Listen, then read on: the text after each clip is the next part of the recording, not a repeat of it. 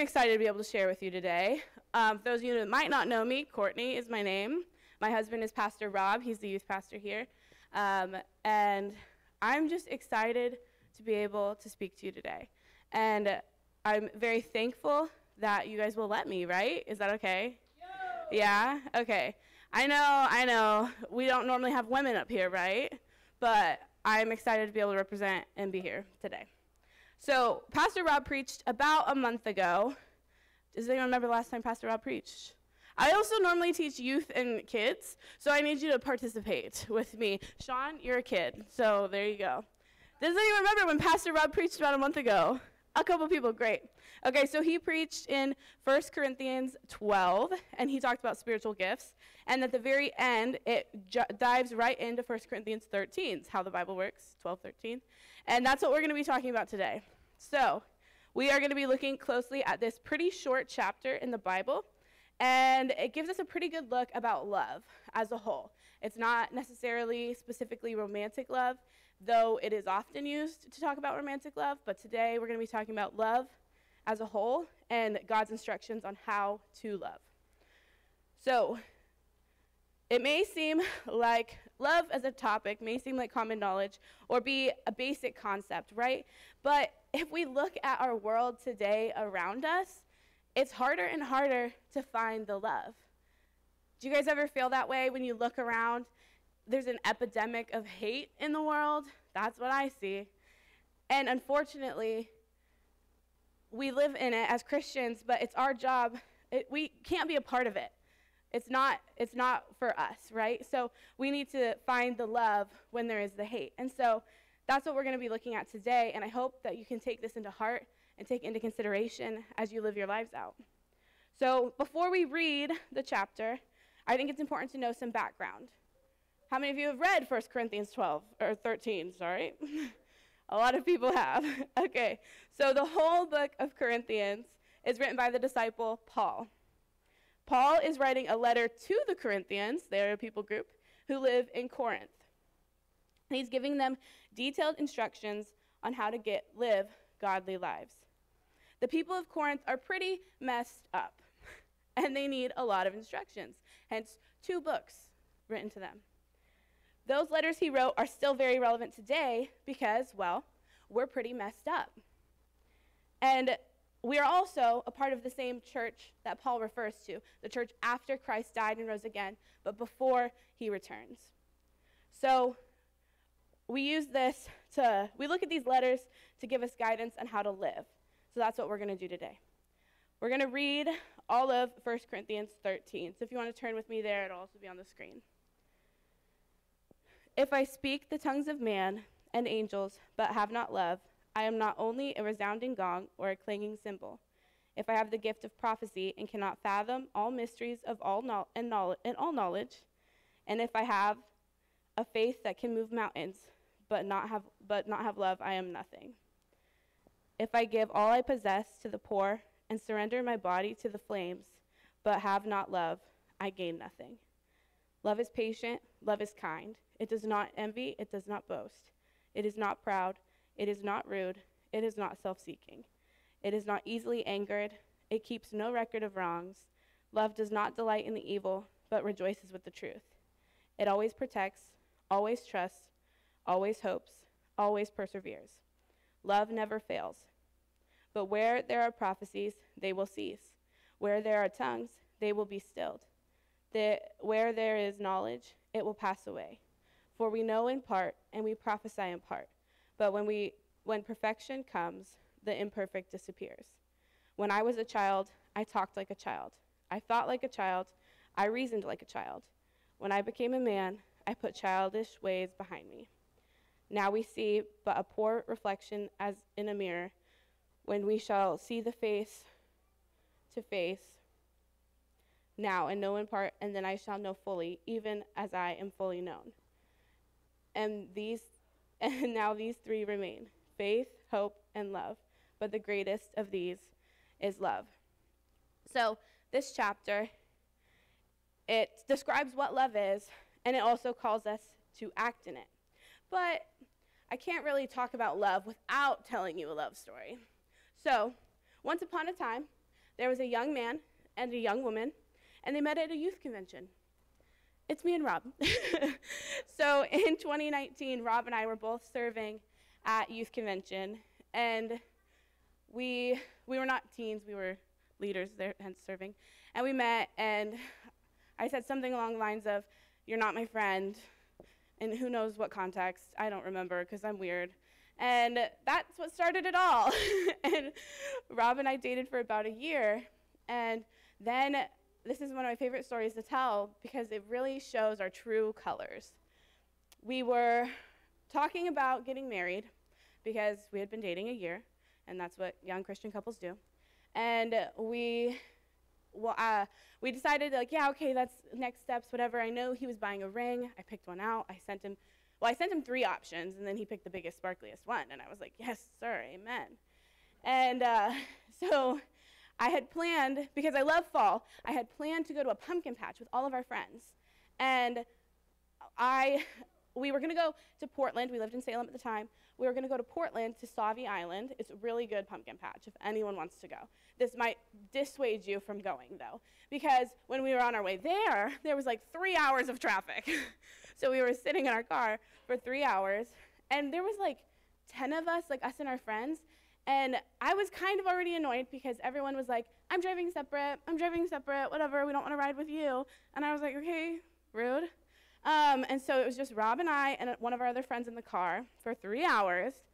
And our other friend, I will not name names in case he watches this later, was being really annoying and kind of a jerk. And he was like complaining that it was taking so long and making the ride miserable. So I was in a very bad mood. I was hangry. I was grumpy. We were sitting in the car sweating. No one was happy. Rob was trying to make it a good time, but it was not.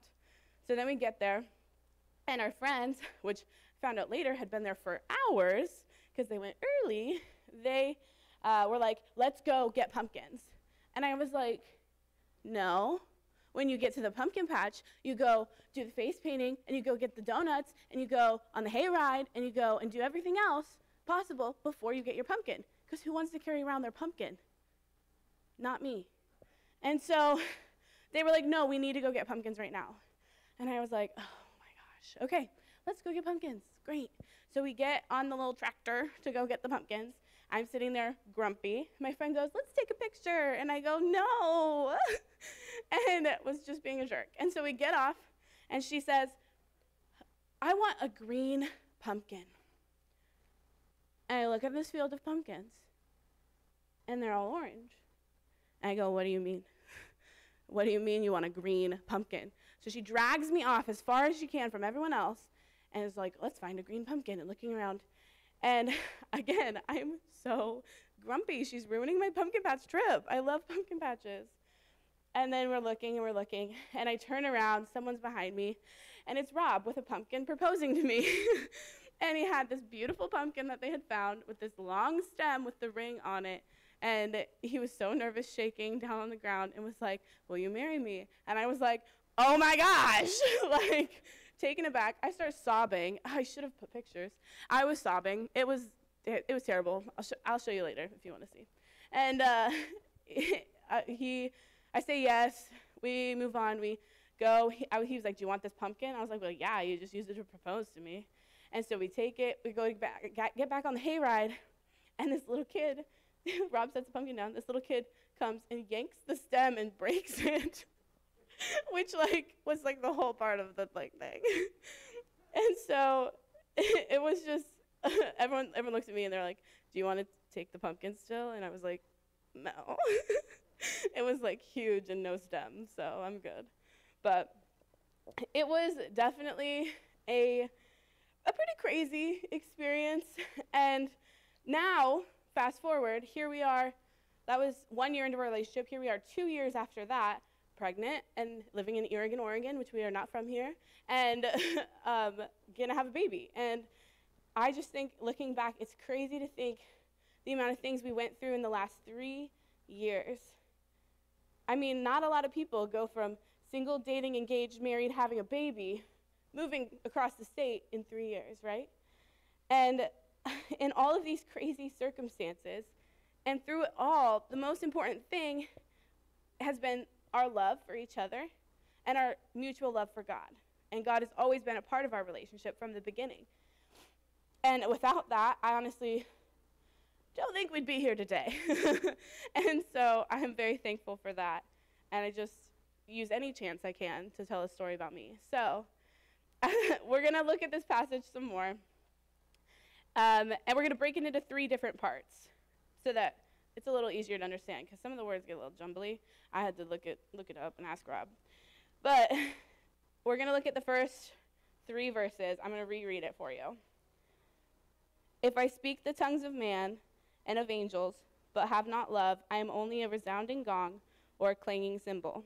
If I have the gift of prophecy and can fathom all the mysteries and all knowledge, and if I have faith that can move mountains, but have not love, I have nothing.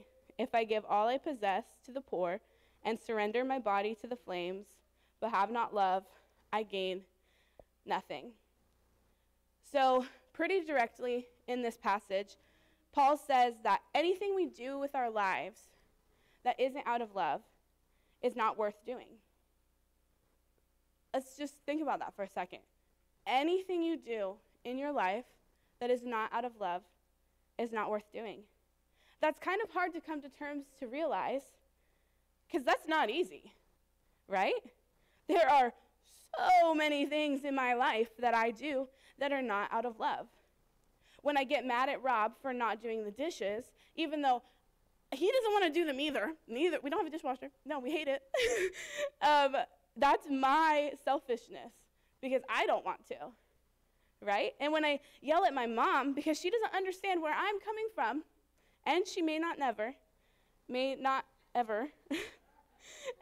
it's my anger coming out and destroying our relationship further, right? And as y'all learned, I was being a total jerk at the pumpkin patch, and I was ruining this experience because of my frustration. And thankfully for Rob and all my friends, it was still a great memory, but it could have been better if I had chose to love the time with them rather than be annoyed that it wasn't going the way I planned, right? So there are countless things that we do that don't come from a place of love. Let's take a second, everyone with me, and do some self-reflection. In your heads, I won't ask you to raise your hand, even though that would be fun. Do you ever gossip about your neighbor? Do you argue about little things with your spouse? Do you bail on plans with friends when you really don't have anything else going on? Do you lie to your boss about what you're working on and you're totally not scrolling Facebook? Every single one of these things, and lots more, are lacking the same thing, and that is love. And they're also all filled with the same thing, and that is pain. When we do something out of our own pain or to cause it to someone else, we are continually breaking down relationships and hurting each other. But God has so much more for us, and that's what this passage says. So, luckily for us also, we have the greatest example of someone embodying love for us to mirror our lives off of, right? Jesus, who's a part of God, and he came down to earth as a mere man to show us how to love and live like he did. Every single thing that Jesus did in his 33 years on earth was out of love. He healed people. He washed his friends' feet. He saved a prostitute from getting stoned. And eventually he died on the cross for you. None of these things brought pain to anyone else except the pain that he suffered when he died for us. That's crazy. That's so deep. So we can see in John 15:13, I think it will be on the screen, it says, "Greater love has no one than this, to lay down one's life for one's friends." The sacrifice Jesus made for us was literally the greatest example of love. And now none of us can be perfect like Jesus, because we aren't a part of God like he is, But we sure can try, because as we read right here, anything we do that isn't out of love isn't worth it. So let's look at the next part. We're going to read verses 4 through 7. Love is patient, love is kind. It does not envy, it does not boast, it is not proud, it is not rude, it is not self-seeking, it is not easily angered, and it keeps no record of wrong. Love does not delight in evil, but rejoices in the truth. It always protects, always trusts, always hopes, and always perseveres. So we see here that we're supposed to love. But like I already said, that's not easy. If it was easy, I sure hope we would all be doing it. So looking into my life, though, there's one relationship that I can see that is pretty easy and full of love. And that is my cat, Sylvie, and a 6-year-old girl, Addie. I've known this girl since she was born. Literally the day she was born, I was at the hospital. And who of my family is her favorite? Just someone guess. My cat. It's my cat. So every time she comes to our home, all she cares about is, where's Sylvie? I miss Sylvie. Oh, Sylvie. And then every time I go to their house, she's like, how is Sylvie? I miss Sylvie. And I go, I missed you too. Thank you. I'm not bitter. It's fine. But also on our cat side, this cat is literally the most loving cat ever. If you don't like cats, don't come over, because she will be on you like the whole time you're at our house. If you're allergic, so sorry also. There's cat hair everywhere. But she loves unconditionally to the point where Rob and I have to like annoy her to get her to like get away from us. Like I will like push her off and she just jumps right up. She's like, that was fun. Cool, let's do it again. I push her off, jumps right up. And then Rob, I don't know, like makes her punch and stuff, and then she finally gets down and it's fine. But this relationship that they have, Addie and my cat, I'm not jealous of it or anything. They have unconditional love. But this is basically the only relationship I can think of that's some pretty unconditional love. And so this is not a very realistic representation of how we're supposed to love each other. But like the verse says, love is patient, love is kind, rejoices in the truth, bears all things, hopes all things, believes all things, and endures all things. That's a lot. That's a pretty big call. It takes a lot of work and intentionality to live up to that kind of call, right? And I'm sure a lot of us have actually heard this in weddings. It was in mine. And I remember our pastor, he said that this is like one of the biggest commitments you would ever make is to each other. And this verse describes how you're supposed to love each other, the kind of love that should be between a man and wife, right? And even beyond that, us as Christians, choosing God and choosing to live for Him, are making the same commitment to do all of these things, not just to our spouse, but to those around us, right? So, though this is hard and takes a lot, luckily, we aren't in it alone. Like I said, as Christians, or people who are getting closer to God and wanting to learn about Him, we have a pretty huge support system. We have God Himself, through prayer and His Word, that guides and directs us through life, just like this. And we also have each other. We are in each other's lives for more than just to hang out and to have fun, but to help each other be better. One of my friends once told me, she said, if I'm not a better person today than I was last week, what's the point? And I think that's a little much. That can be a lot. But in the same way, if I'm not loving better today than I loved last week, am I working towards the call of Christ?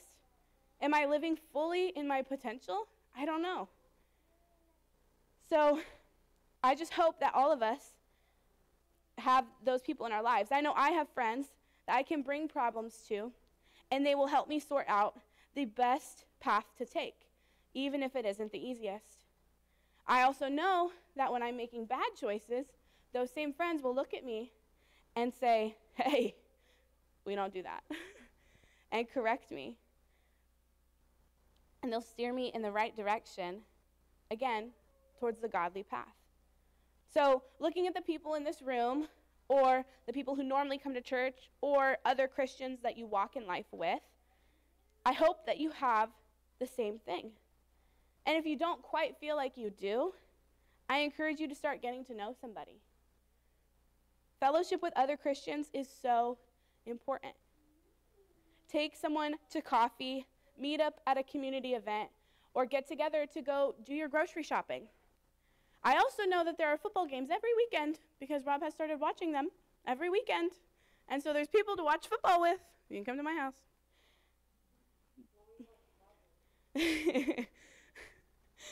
So there's a lot of ways to connect with people. And I just encourage you that that is so important because I could not walk my path with Christ without support around me. So let's look at the last little section. Also, we're going to get out of here early today. Okay, verses 8 through 13. Love never fails, but where there are prophecies, they will be stilled. Where there is knowledge, it will pass away. For we know in part, and we prophesy in part, but when perfection comes, the imperfect disappears. When I was a child, I talked like a child. I thought like a child. I reasoned like a child. When I became a man, I put childish ways behind me. Now we see but a poor reflection as in a mirror. Then we shall see face to face. And now I know in part, and then I shall know fully, even as I am fully known.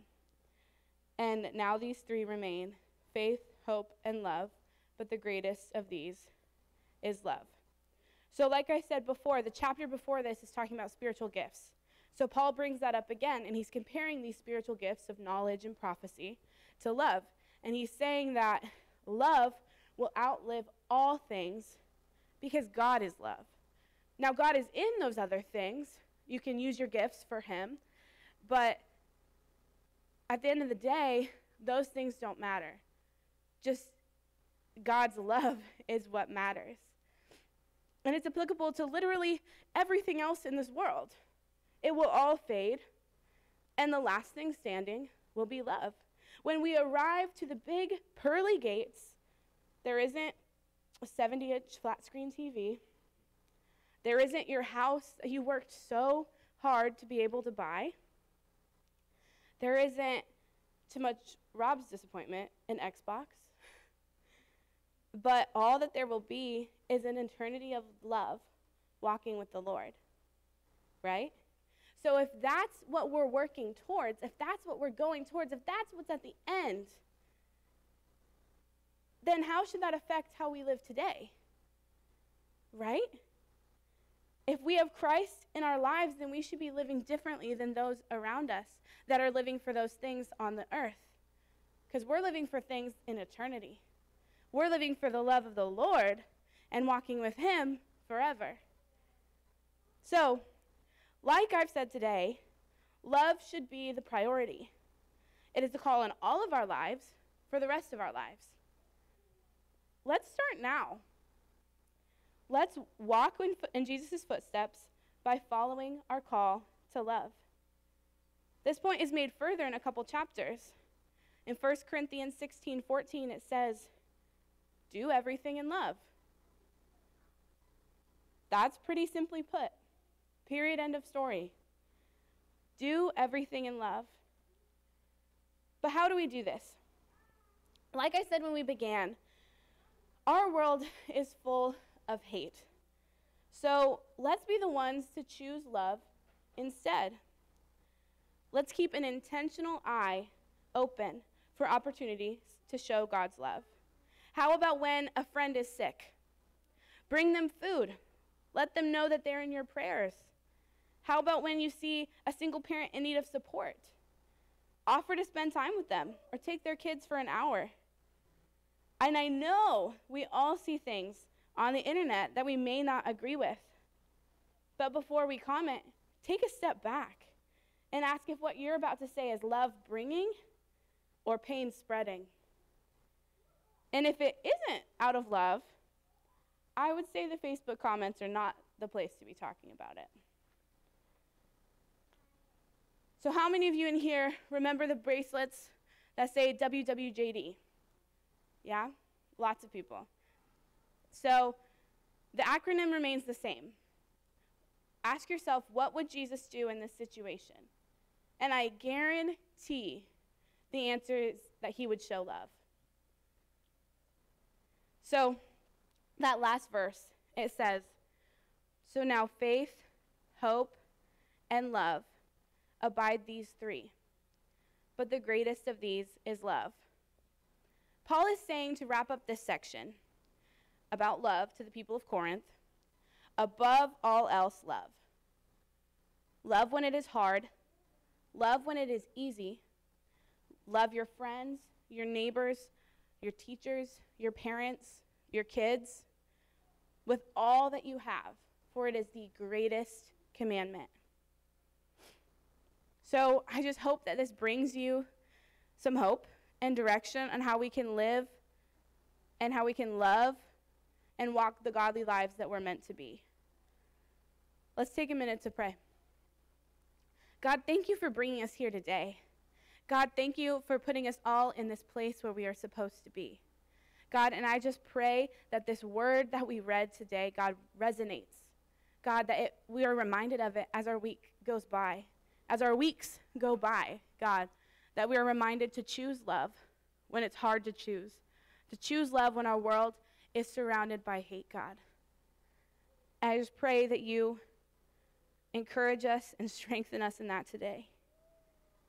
In your name, amen. So, don't forget to connect with someone on the way out. You guys get to be the first ones at lunch today. You're welcome. And thank you again, Pastor Matt and Sean, for being here today. You're dismissed.